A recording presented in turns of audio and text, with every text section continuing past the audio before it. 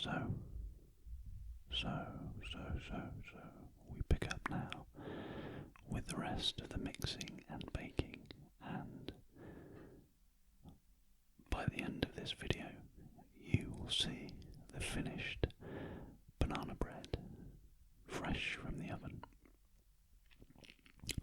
So let's get started with part 2. What's it gonna be? Baby bowl, baby bear bowl, which means it's the eggs.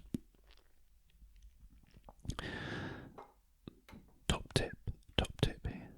Keep some kitchen roll,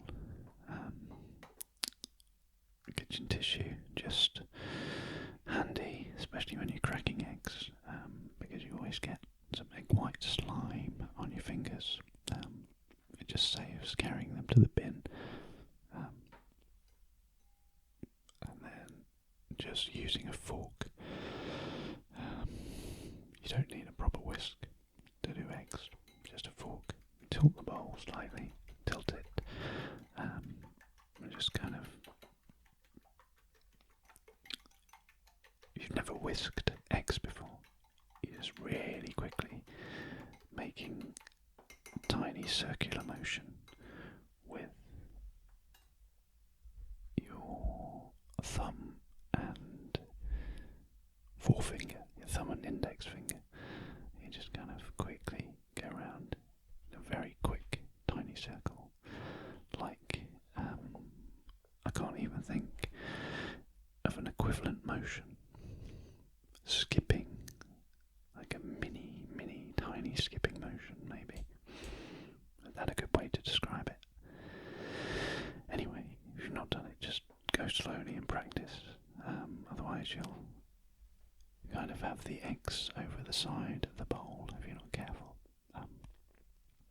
So next, bringing back the sugar and butter back into shot. And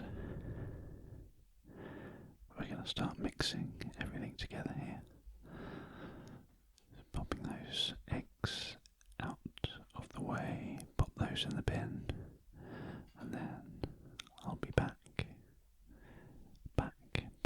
to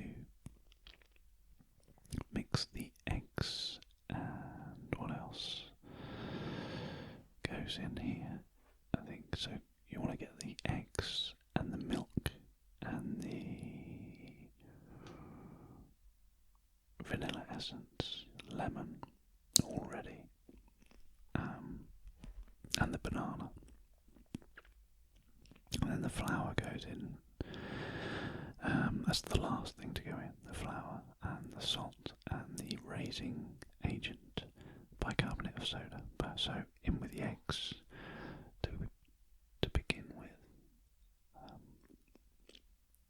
So 2 beaten, kind of medium-sized eggs. Free range eggs if you can.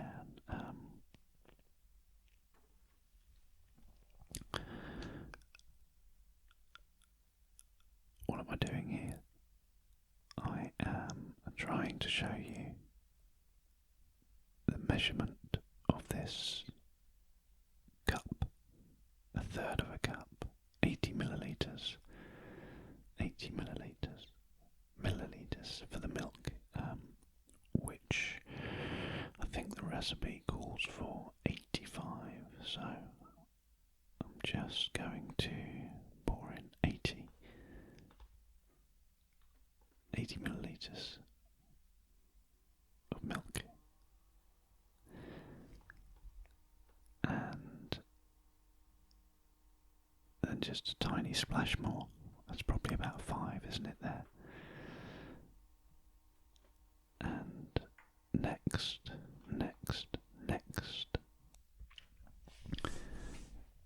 So we're done with the milk, and we're going to put in some vanilla essence. So this measuring measuring spoon is 2.5 milliliters, half a teaspoon.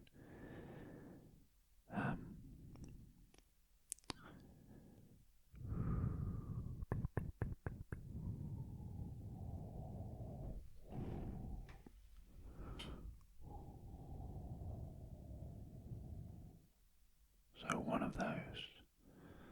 Do I use another? I'm sure I'm going to put a teaspoon's worth in. 1 teaspoon. So 2.5. Another 2.5, so 5 in total. 1 teaspoon's worth there in total. Pop the lid back on. And so we've had milk in. Vanilla essence. And lemon juice. I think I'm going to squeeze 4 lots of 2.5 in here, and yeah, to make up 2 teaspoons, and there was just a pip went in the last one there that I had to pick out. The annoying thing with lemons, weren't too many pips in that one, fortunately, and then just kind of start to mix the milk and sugar and butter and vanilla essence and bananas. Here we go. Mushed up bananas, which you saw me do earlier, chopped and mushed on a plate.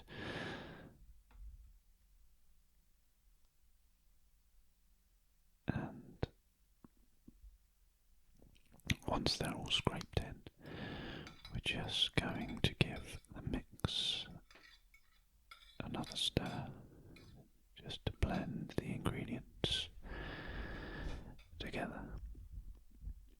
What did I miss there when I was talking a second ago? Vanilla essence and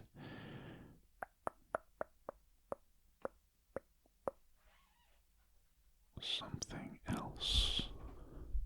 Something else.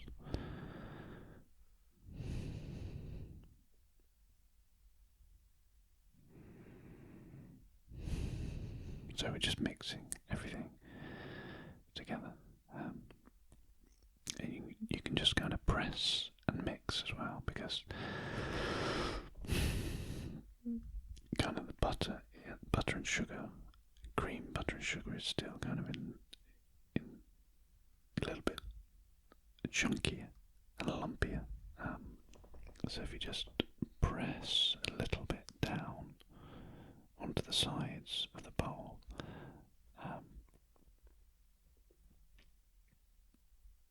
and then kind of scrape around the edges as well, and keep doing until that's all blended nicely together. And that's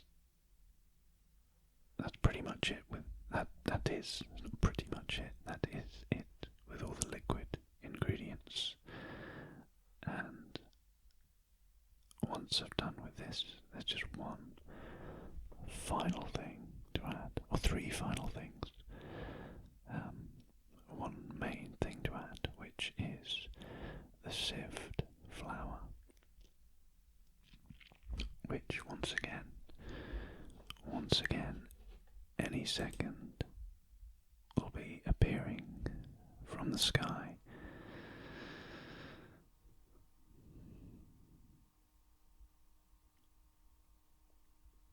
So just gently shake it in. I mean, you can dip it in as quick as you like, but just, flour tends to, if you throw it around too quickly, you tend to get dusty flour everywhere in the air. So there we are. And just before you start mixing that, a couple more ingredients to add. I've just gone off to find a teaspoon here, I think, but just going to find a teaspoon to add the bicarbonate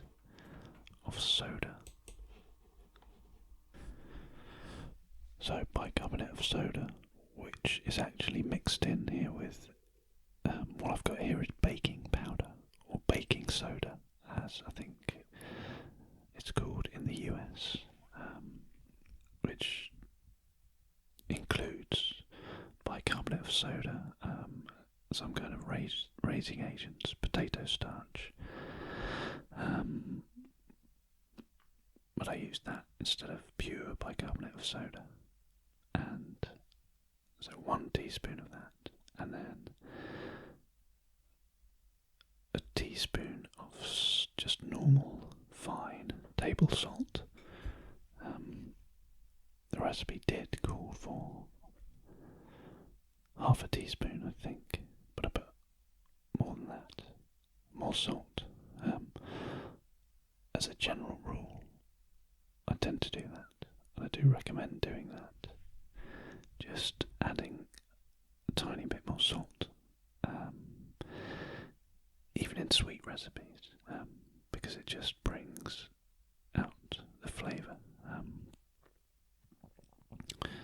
And then you just fold the flour in. Don't, if you've not mixed flour before with other ingredients, don't kind of stick the spatula in and start whisking and stirring really quickly, because the flour will just go everywhere.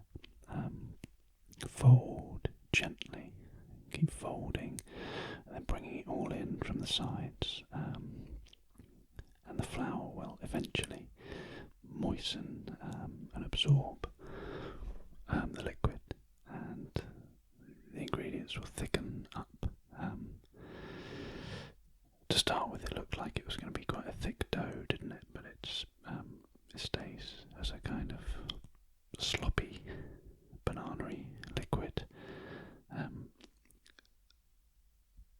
It kind of looks like porridge, doesn't it? But this is exactly how it should be. It's exactly how it should look. And that's it. That's all the ingredients mixed. So we can move on to the next stage, where we're going to cook the mixture.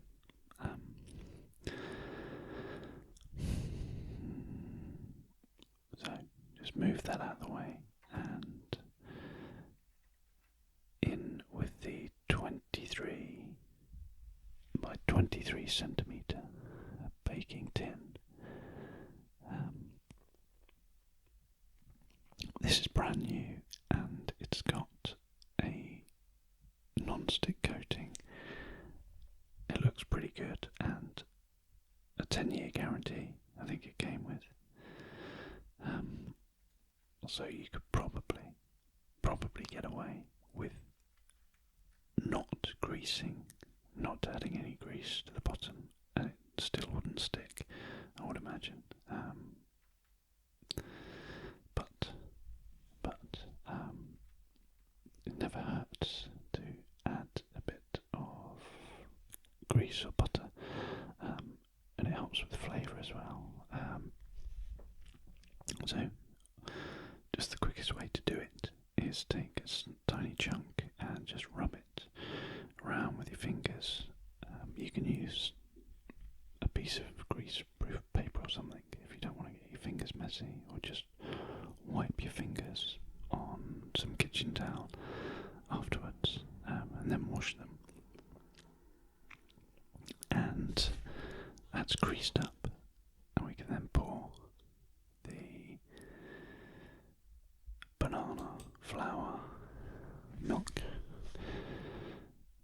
mix into butter, sugar mix into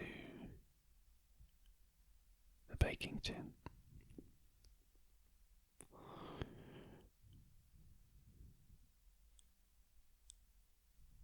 And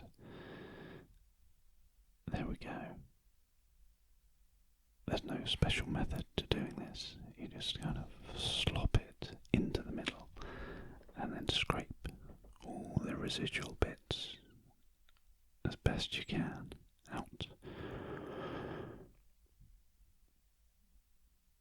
out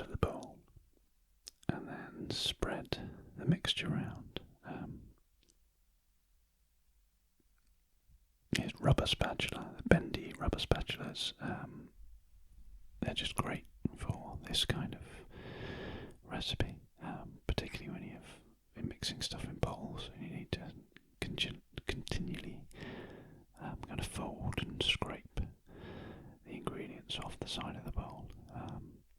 You can just kind of get it into harder to reach places. So that's done. I'm just giving it a tiny little shake and roll around just to kind of spread the mixture, which is quite thick, so it won't spread that easily by doing that. But that's it, that's all you need to do. So it's ready to go in the oven.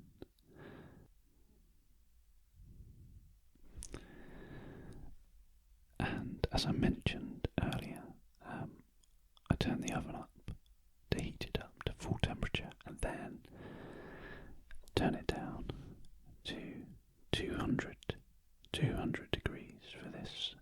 If you are using a fan oven, turn it down to 180. You want to be cooking this at 180. Gas ovens, you always need to turn up the heat a little bit higher, and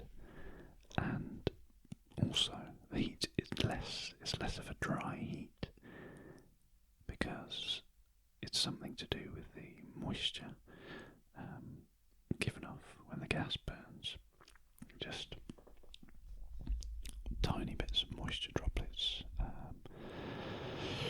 do remain in the oven, as opposed to with a dry fan-assisted oven, which is circulating the dry air around, so everything will cook a little bit quicker in a fan oven, and you can have it at lower temperature as well, so 180 degrees, 180 for a fan oven and 200 for a gas oven. So next we are putting the pan into the oven. The oven is on here, it's baking hot, so I'm not using an oven glove. I probably should have. Do use an oven glove if you're cooking. Don't want any burnt fingers or arms. If you noticed there, I just avoided touching any of the bars because it is baking hot. And then we are going to bake that at 200 degrees or 180 if you're using a fan oven. Now, this depends on the size of roasting tin. I actually trialled this. I erred on the side of caution and did it for a lower amount of time to start with. It's better to undercook it first, and then you can put it back in for a longer period of time. So I've set the timer here for 45 minutes, and if you're using a deeper baking tin, kind of more of a bread tin, then put it in for a full hour, at least a full hour, and then check it. But because this baking tin was much shallower, 23 by 23, it needed a shorter period of time. But you'll actually see later that 45 minutes wasn't quite long enough. In fact, here we are. We cut to the finished, well, almost finished. This was after 45 minutes. It would probably have been alright. It was kind of bubbling a little bit.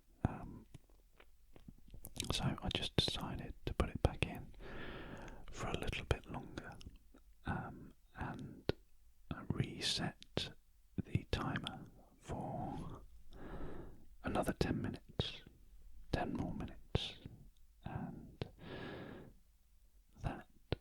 using the same size 23 centimetre square baking tin, then I would recommend doing the same.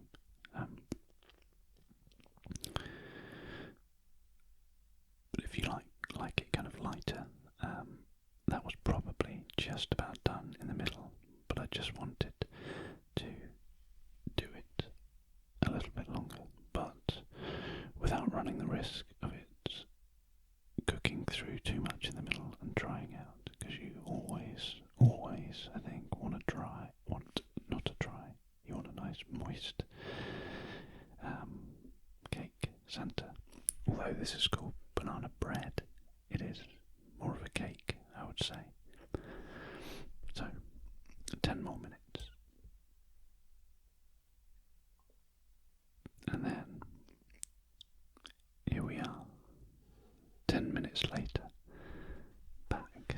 back to check, with glowing oven. The finished, or what I hope is the finished banana bread.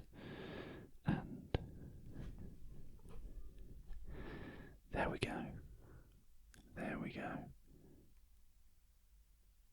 55 minutes in total.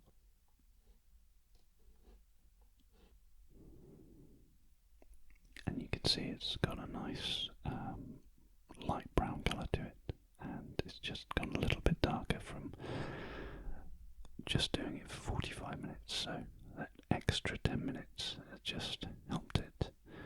And just to be doubly sure, what you can do is just get a knife and plunge it into kind of the deepest part of the cake or bread, and just gently touch the knife to see if it's hot, and also to see if any liquid is still coated on the knife when you bring it out. But that's fine, it's cooked through. The knife was hot, so it's perfectly done. And finally, that had actually been fast forwarded once again here in time. That had been just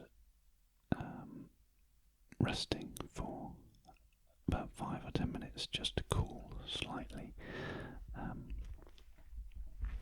And you can turn it out onto a wire rack just to let it kind of air and cool fully. I'm just going to skip that part and place it straight onto a chopping board, because as soon as it's cooled down a little bit but still warm, I'm going to cut a slice and try some. So I'll leave that on the chopping board for a few minutes, 10 or 15 minutes, just to cool down enough to be edible. And then I've now done that, and here we are, back ready to slice into the finished banana bread. And I'm really happy with this. It's turned out really well. And just that extra bit of sugar to grease the baking tray has also added just a nice crispy little coating around the edge, but it's wonderful and soft in the centre. So there we are. I'll just lift the finished slice up with the cake slice there, so you can see up close that it's still nice and moist in the middle, but enough air bubbles in it so it's risen a little bit, obviously less so than in a deeper bread tin, but I really like it cooked in the flatter tin. And there we go. finish banana bread, and hopefully this recipe can help you walk through step by step of exactly what to do if you're still awake. If you're still watching and still awake, thank you for watching till the end. So what did we do? Do you want me to recap? I'm going to recap. What did we do? We mixed up butter, sugar, vanilla essence, milk. The thing I can never remember. Lemon juice. There we go. The lemon juice to mix with the raising agent. The acid and the raising agent make bubbles to help the bread rise a little bit. And then we mix all those together. And the mashed up bananas, we mix those in too. And then we throw in the flour. We don't throw it in. We gently dip in the flour and fold the flour and keep folding and stirring and folding. And finally, we have a nice kind of thick, sloppy banana mix, which we pour into the roasting tin and cook at 200 degrees in a gas oven, or 180 degrees in a fan assisted oven, and we baked it in total for 55 minutes. 55 minutes if you're using a gas oven and a 23 by 23 centimetre baking tin. You will need to increase the time if you used a deeper baking loaf tin, and also adjust the time as necessary depending on what type of oven you may be using. Fan oven, gas oven, electric oven. Maybe you've got an Aga, which are, from memory, what do they have? Normally 3 different ovens set permanently at different temperatures. They're always on. So, there we go. That was my banana bread recipe, which I really hope you've enjoyed watching and listening. If you did cook along, or you're going to cook along, I hope it works out well for you. This is so tasty, and I'm sure you're going to love it if you do try it. If you've just been listening, I hope it's relaxed you, and once again, thank you for listening, and as always, on the Snoozy ASMR channel,